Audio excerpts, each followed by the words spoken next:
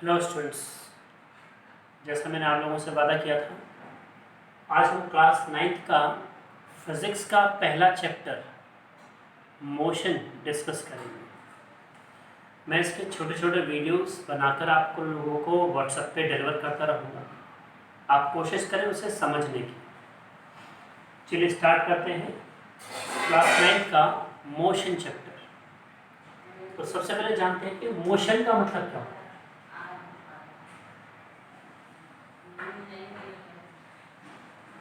What do you mean by motion?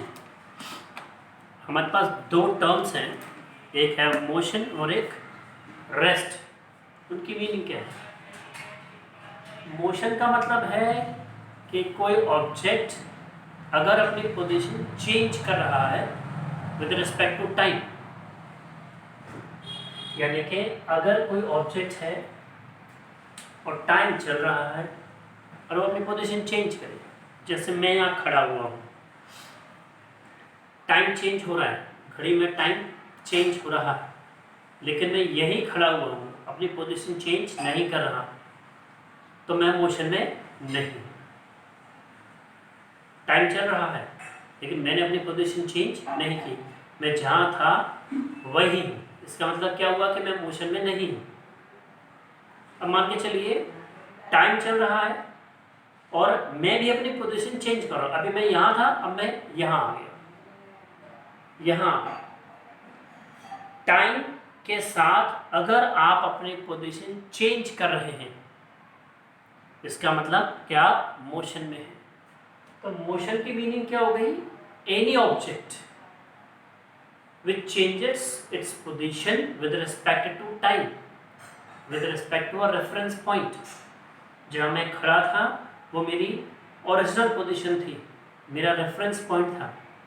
मैंने time change होने की वजह से, टाइम चेंज हो रहा है और मैंने अपनी पोजीशन भी चेंज कर ली। तो अगर आप टाइम के साथ अपनी पोजीशन चेंज कर रहे हैं, then that object is said to be in motion. तो सिंपली आप क्या लिख सकते हैं? A body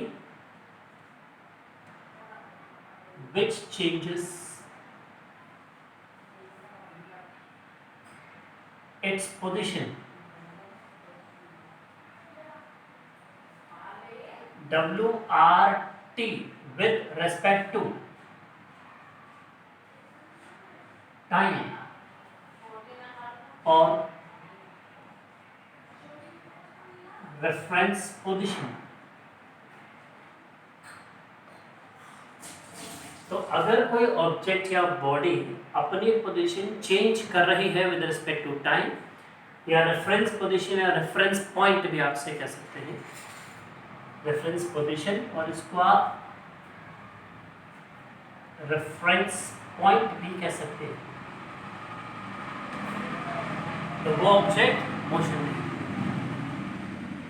similarly rest, rest क्या है? रेस्ट मतलब कि मैं जहां खड़ा था वहीं खड़ा हुआ हूं। टाइम चेंज हो रहा है लेकिन मैं अपनी पोजीशन चेंज नहीं कर रहा।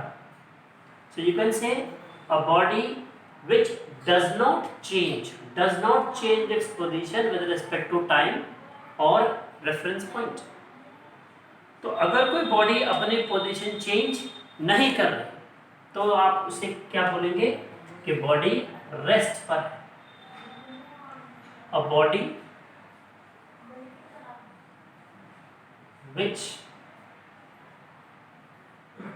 does not change its position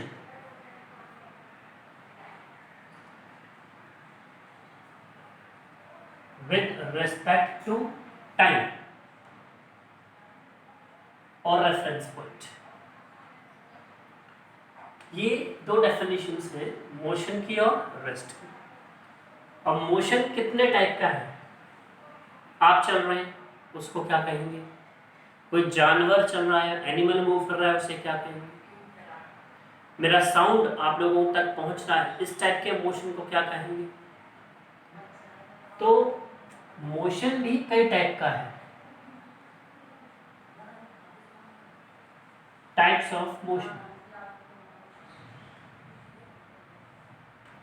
इसके आप 3 पार्ट पढ़ सकते हैं, ए, बी और सी। जैसे पहला है लोकोमोशन।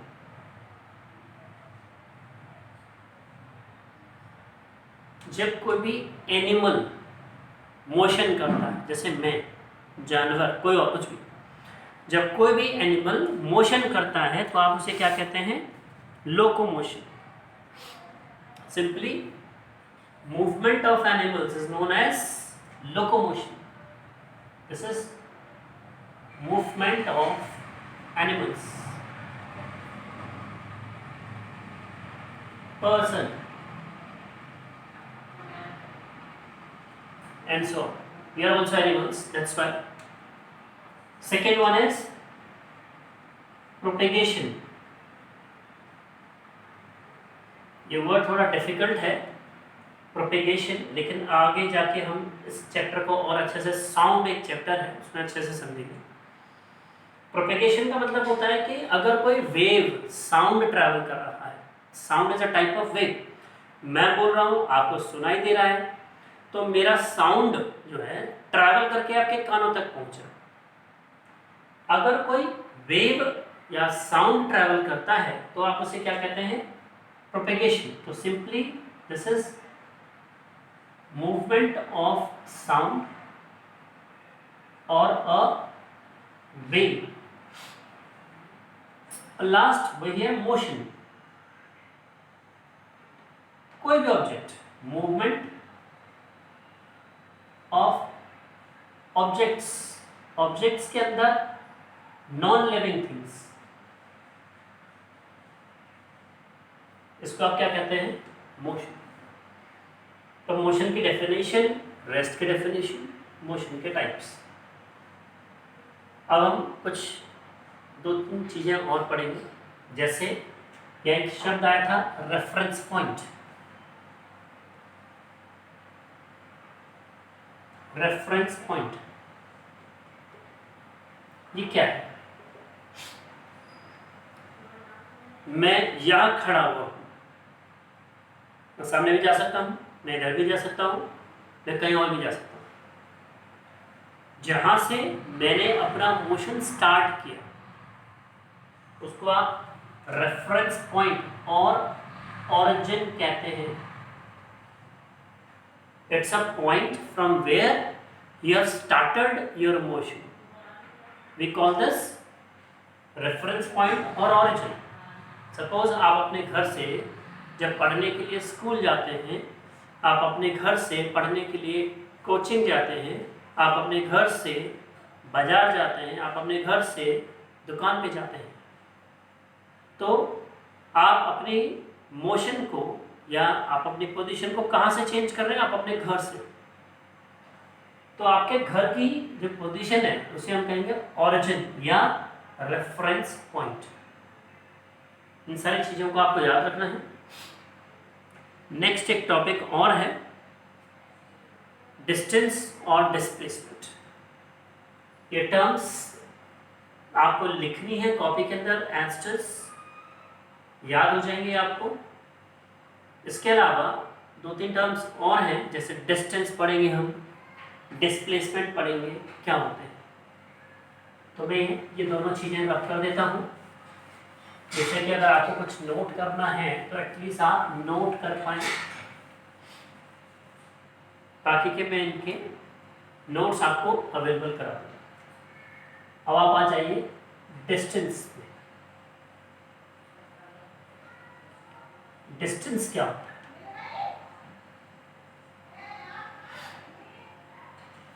सपोज कर लीजिए मैं ए पॉइंट पे था और मुझे बी पॉइंट पे जाना है। सिंपली आप कह सकते हैं ये आपका घर है, ये आपका स्कूल है। अब आपको अपने घर से स्कूल जाना है। There are so many ways, बहुत अलग अलग है। आप ऐसे भी जा सकते थे, ये होगी आपकी पाथ 1। आप स्ट्रेट भी जा सकते थे, ये होगी आपकी पाथ 2। ऐसे कर्व करके भी आप जा सकते थे, ये होगी आपकी पाथ 3। मैंने 3 तरीके के रास्ते बनाए। एक पहले आप स्ट्रेट गए, डायरेक्ट पहुंच गए, एक डायरेक्टली आप A to B पहुंच गए, और एक कर्व तरीके से आप पहुंचे। There are so many path. Suppose करो ये 2 मीटर है और यहां से लेके यहां तक ये 7 मीटर है, टोटल हो गया 9 मीटर। ये डायरेक्टली हो गया सपोज 7 मीटर। इस तरीके से कर्व होके जा रहे हैं, सपोज करो दैट इट बी 10 मीटर। तो हर पाथ का अपना लेंथ होगी कि आप कितना कवर कर रहे हैं।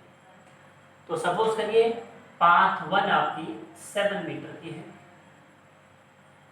पाथ 2 आपकी, चलो कोई बात नहीं, इसको 9 मीटर ले लेते हैं, 2 + 7 9 मीटर। इसको पाथ 2 को ले लेते हैं 7 मीटर, और पाथ 3 इसको सपोज करके ले लेते हैं 10 मीटर। तो ऑब्वियसली जो सबसे छोटा रास्ता है आप उसको यूज करोगे। डिस्टेंस का मतलब होता है कि हर पाथ में आपने कितना लेंथ या एक्चुअल पाथ कवर किया। अगर आप इस रास्ते से गए पाथ 1 से, तो आपने कितना डिस्टेंस कवर किया? 9 मीटर। डायरेक्टली आप स्ट्रेट चले गए तो आपने कितना डिस्टेंस कवर किया? 7 मीटर। आप कर्व होके गए तो आपने कितना डिस्टेंस कवर किया? 10 मीटर। तो यहाँ path actual distance, actual path, यहाँ पर एक्चुअल पाथ और यहाँ एक्चुअल पाथ अलग अलग है। डिस्टेंस होता है दी एक्चुअल पाथ कवर्ड। आपने कितनी एक्चुअल पाथ कवर की। एक्चुअल पाथ कह सकते हो या एक्चुअल लेंथ कह सकते हो। एक्चुअल लेंथ कि आपने कितनी लेंथ कवर की। तो पहले वाले रास्ते से आपने कितना कवर किया? 9 मीटर। दूसरे से आपने 7 और तीसरे से आपने 10। ये सारे के सारे डिस्टेंसेस हैं, क्योंकि आपने, अगर आप पहले तरीके से गए तो आपने 9 मीटर कवर किया था। सो एक्चुअल पाथ कवर्ड और actual length covered is known as distance. अब डिस्टेंस को जब आप मेजर करोगे तो उसकी एक यूनिट होगी कि उसको आप किस में मेजर करोगे। तो डिस्टेंस की यूनिट होती है मीटर। इसको आप स्मॉल m लेटर से डिनोट करोगे। और किस टाइप की क्वांटिटी है ये? क्वांटिटी, ये स्केलर टाइप की क्वांटिटी है, स्केलर क्वांटिटी। अभी हम पढ़ेंगे कि स्केलर क्वांटिटी क्या होती है। अब आप ये देखिए कि आपने 3 तरीके के रास्ते अपनाए, उसमें से सारे के सारे रास्ते एक्चुअल थे। लेकिन नॉर्मली क्या होता है, जब आपसे कहा जाए कि चलो स्कूल जाना है, तो आप क्या करोगे? सबसे छोटी पाथ आप यूज करोगे। तो इसमें जो सबसे छोटी पाथ है वो है पाथ नंबर 2। कितना डिस्टेंस है उसका? 7 मीटर। इसको आप कहते हैं डिस्प्लेसमेंट।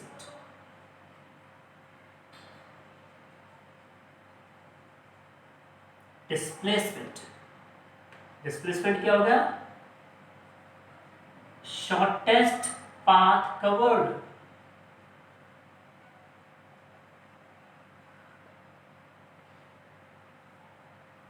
तो ये डिस्टेंस है, ये डिस्टेंस है, ये भी डिस्टेंस है, लेकिन सबसे छोटी पाथ कौन सी है? Path number 2।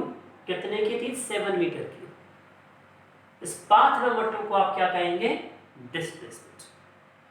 लेकिन ये डिस्टेंस भी है, ये भी डिस्टेंस है, ये भी डिस्टेंस है, ये भी डिस्टेंस है, लेकिन सिर्फ पाथ नंबर 2 क्योंकि सबसे छोटी थी, we can call it displacement also. तो डिस्प्लेसमेंट क्या होगा? शॉर्टेस्ट पाथ कवर्ड, सबसे छोटी पाथ। एक और एग्जांपल ले लेते हैं, जैसे ये ट्राइंगल है, सपोज ये 4 मीटर है, सपोज ये 3 मीटर है, या A से B गए और B से आप C गए, लेकिन डायरेक्टली आप A से C भी जा सकते हो। ये सपोज करो आपने नापी तो ये 5 मीटर आई। अब आपसे कोई पूछे कि A से C तक जाने के 2 रास्ते हैं, तो A को क्या कहेंगे आप? Origin.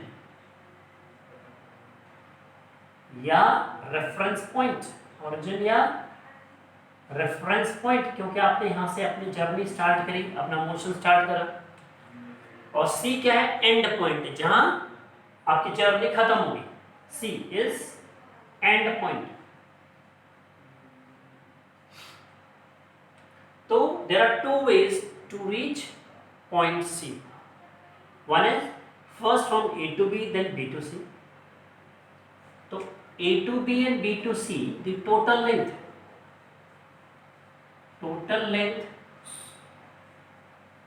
from A to B then to C कितनी हो गई? 4 + 3 = 7 मीटर। लेकिन total length from A to C directly is 5 metre. तो which one is shortest? Obviously 5 metre. तो जो 5 मीटर है वो क्या है? आपका डिस्प्लेसमेंट। लेकिन ए से बी, बी से सी, ये क्या है? आपका डिस्टेंस। तो सबसे छोटी पाथ जो होगी उसको आप क्या कह सकते हैं? डिस्प्लेसमेंट भी कह सकते हैं। जबकि ए से सी अगर एक्चुअल पाथ कवर्ड है तो 5 मीटर है, इसको डिस्टेंस भी कह सकते हैं। ए से बी 4 मीटर, बी से सी 3 मीटर, टोटल डिस्टेंस 7 मीटर। तो ये वाला हिस्सा जो है वो भी डिस्टेंस है, ये भी डिस्टेंस है, लेकिन सिर्फ ए से सी पार्ट को डिस्प्लेसमेंट भी कह सकते हैं। ए से बी, बी से सी वाले हिस्से को आप डिस्प्लेसमेंट नहीं कह सकते, क्योंकि वो शॉर्टेस्ट नहीं है। उम्मीद करता हूँ ये दो एग्जाम्पल से आपको समझ में आ रहा होगा। एक और छोटा सा एग्जाम्पल ले लेते हैं। चलो एक सर्कल कर लेते हैं, इसका एक डायगोनल ले लेते हैं। ये सेंटर हो गया O, ये पॉइंट हो गया A, ये पॉइंट हो गया B। अगर इसका रेडियस 2 मीटर का है तो ये भी 2 मीटर होगा। O से B 2 मीटर है, O से A भी 2 मीटर है। अब मुझे A से B जाना है, तो A से B जाने के दो तरीके। आप इस कर्व्ड पाथ पे भी चल के आ सकते हैं और आप डायरेक्टली A से B भी जा सकते हैं। तो दो लेंथ होगी A से B, 2 और 2 4 मीटर। लेकिन अगर आप A से B जाएंगे तो ये एक सेम ही सर्कल है। आपने अगर पढ़ा होगा सर्कल का सरकमफ्रेंस होता है 2πr, तो A से B में कितना हो जाएगा? πr। तो ये आपका ट्राइंगल का एक एग्जांपल हो गया था, ये सर्कल का एग्जांपल 2। तो A to B on circumference, तो डिस्टेंस कितना कवर करेगा? πr। पाई कांस्टेंट है, r रेडियस है। पाई कांस्टेंट की वैल्यू 22/7 और r रेडियस कितना है? 2। ऐसा करते हैं, इसको 2 की जगह 7 ले लेते हैं, इसको काटना आसान हो जाएगा। इसको 7 ले लो, इसको 7 ले लो, चलो इसके यहाँ 7 ले लो। तो 7 से 7 कैंसिल हो गया। डिस्टेंस कितना है? 22 मीटर। यानी कि अगर आप A से B जाएंगे तो A to B on circumference जो डिस्टेंस आप कवर कर रहे हैं वो कितना है? 22 मीटर। लेकिन A से B डायरेक्टली जाएंगे तो A to B directly means along diagonal. कितना हो गया? 7 + 7 आंसर कितना आ गया? 14 मीटर। कौन सा बड़ा कौन सा छोटा? ऑब्वियसली 14 मीटर डायरेक्ट है, छोटा है। इसको आपने क्या नाम दिया? डिस्प्लेसमेंट।